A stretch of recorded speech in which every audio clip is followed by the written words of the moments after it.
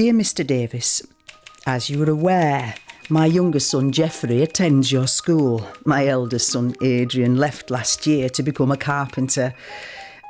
Overall, I'm satisfied with their education. In fact, I myself have recently started evening classes as a mature student, studying O-level history, which is really why I'm writing to you. While studying World War II, it occurred to me there was an absence of black servicemen and women who fought to oppose Adolf Hitler and his allies. I would like to point out that I come from a family of 2 generations who fought in both wars. My father, my brother Jim, who sadly went down with the SS Western Chief, my husband Ramsay, a D-Day veteran, and I all played our part in helping to keep our country safe from the enemy.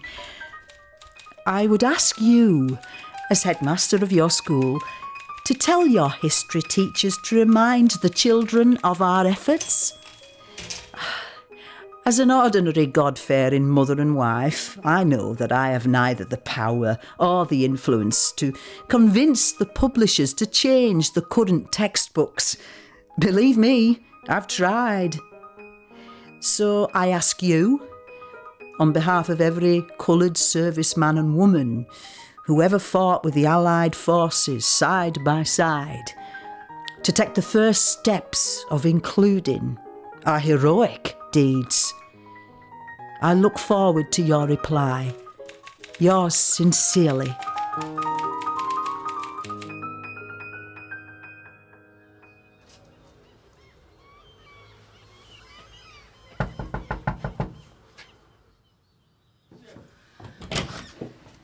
Yes?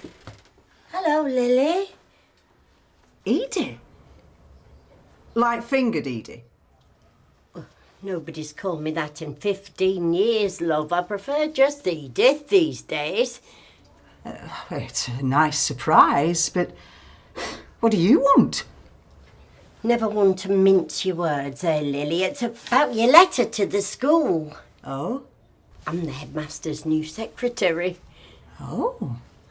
Only part-time.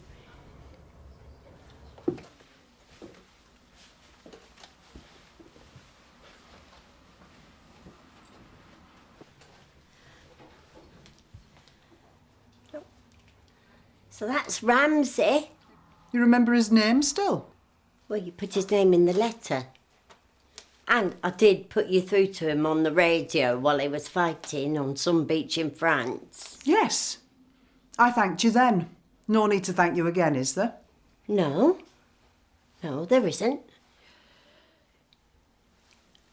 How is he? As fine as any man can be, I suppose. He still gets nightmares about the war. He doesn't really talk about it, and I don't ask anymore. How about yourself? Married? I was. For a while. I wasn't able to have kids, so he went with another woman who could. Oh, well, don't take it to heart. You still got your looks. I'm sure some poor bugger will have you.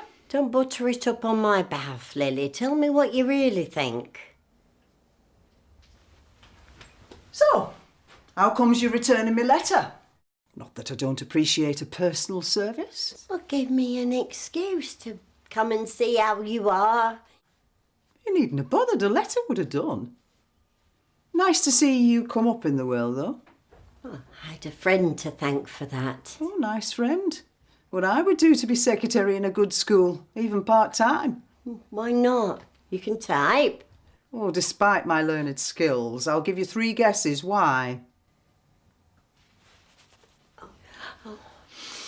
We do the best with what we got. No doubt something important's been said, or you wouldn't be here. Mr. Davies isn't exactly what you'd call the most modern thinking of people. He's of the mind if nothing is broken, then there's nothing to fix. In other words, he's gonna do bugger all. Afraid so. Bloody hell. I wasn't asking for the world. I just wanted us to be acknowledged. Is that too much to ask? A little side note in a history lesson that we existed. I was proud of what I did in the war. I worked hard. If it weren't for the likes of people like me, those aircraft wouldn't have got into the air. I'm sorry, Lily. You know, when I first started, they put me on cleaning duties, and I was earning 11 shillings a week. But little did the powers that be know how much I enjoyed my work. I loved cleaning. Cleaning was perfection to me. They saw me as hard-working and resourceful. That's why they trained me up for instrument repairs. They knew I'd be bloody good. 22 shillings a week I got for that. Even more when I made corporal. It's laughable to think the silly buggers threw me out when I first joined. I didn't know the wife kicked you out. Well, not the waff, you ninny, the bloody army. Oh. Something to do with me dad not being born here. Got rid of me after 7 weeks. People would shout, young girl like you should be helping with war.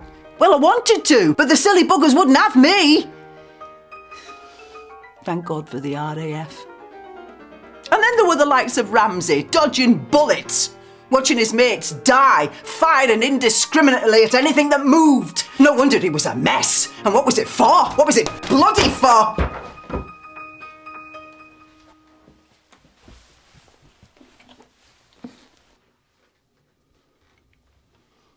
I'm sorry. No need to apologise. I understand. Do you? You have no idea what it's like to be me.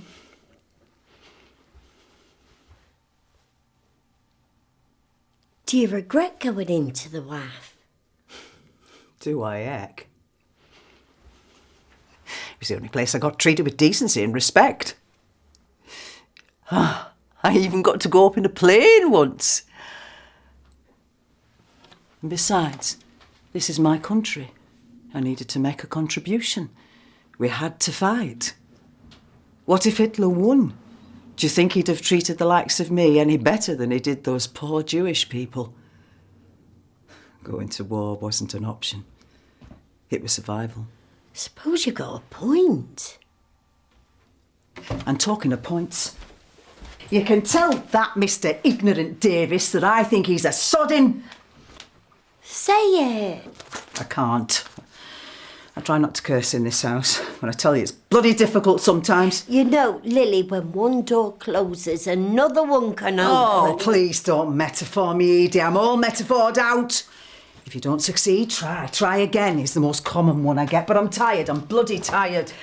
I think what I'm trying to say, Lily, is you can still make a difference. You made a difference to me. If it wasn't for you, I don't think I'd have had any friends in the war. Ah, well, always believed in giving people a second chance. Nobody would give me the time of day, knowing my misdemeanours. You were the only one prepared to share a hut with me at the WAF. Talk to me about my wicked ways. I think we both know it were more than a misdemeanour. With you, it were a disease. What do they call it? Klepto... something or t'other. When you grow up poor, with no parents, you fall into all sorts of bad habits. Oh, don't start giving me sob stories about your childhood.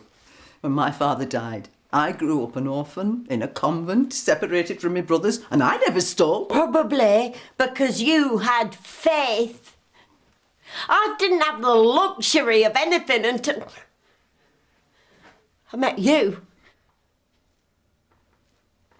But you still continue to steal, though. Even on our last day together, when you went off to be a telephonist, you stole 5 shillings from me purse. Don't think I've forgotten. I know, Lily. I know.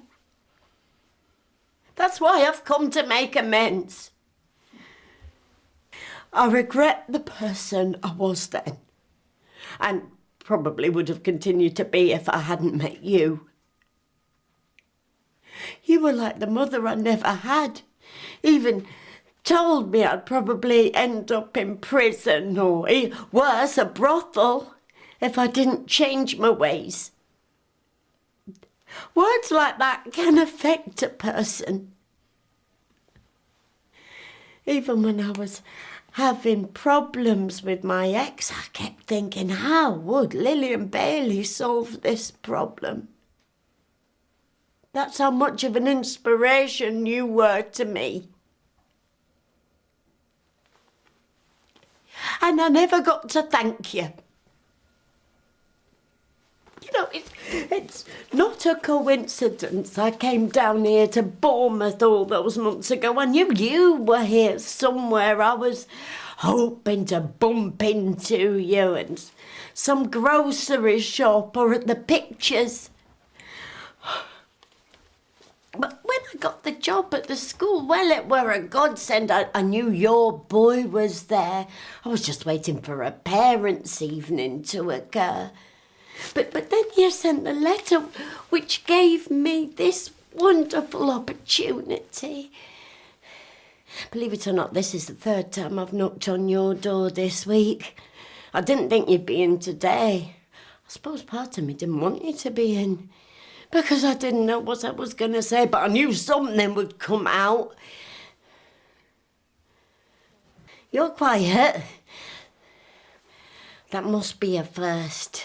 I should get a medal for that. The first person who ever kept Lilian Bader, should I say Bader, stum for more than 10 seconds. So don't think you don't matter in this world, love. You do. Keep shouting loud enough, people will hear you. I did.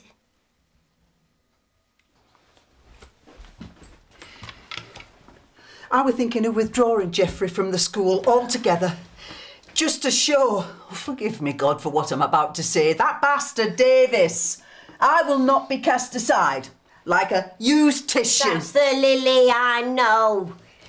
Although, knowing Mr. Davies, it'd probably wash over him. Can you believe it? He called me Edna the first month I was there. He's old. They'll probably retire him soon. Let him chew on the grass in the fields like some disregarded shire horse. So don't go making any rash decisions, love. It's just going to go unnoticed. Thank you, Edie. Or should I say Edith? No. I needed a tonic. I never thought in a million years someone like you would bring a smile to my face. If that's the closest I'm going to get to a compliment, I'll have it.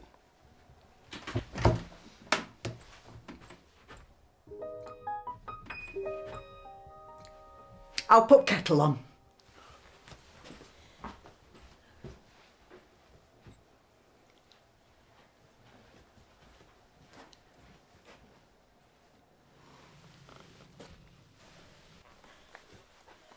Do you take sugar in your tea?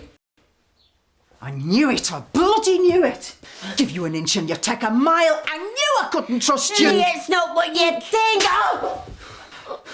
That's for giving me hope. Lily, please. Get out! Out! Out! Out! Out! Out! I shall be reporting you to Mr. Davis. But Lily!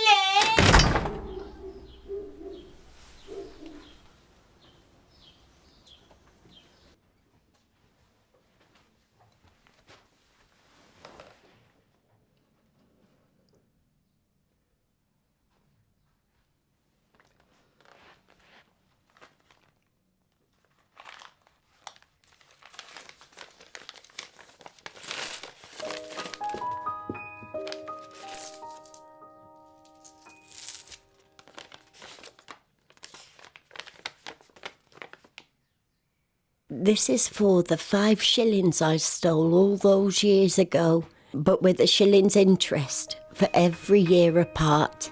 Thank you, Lily.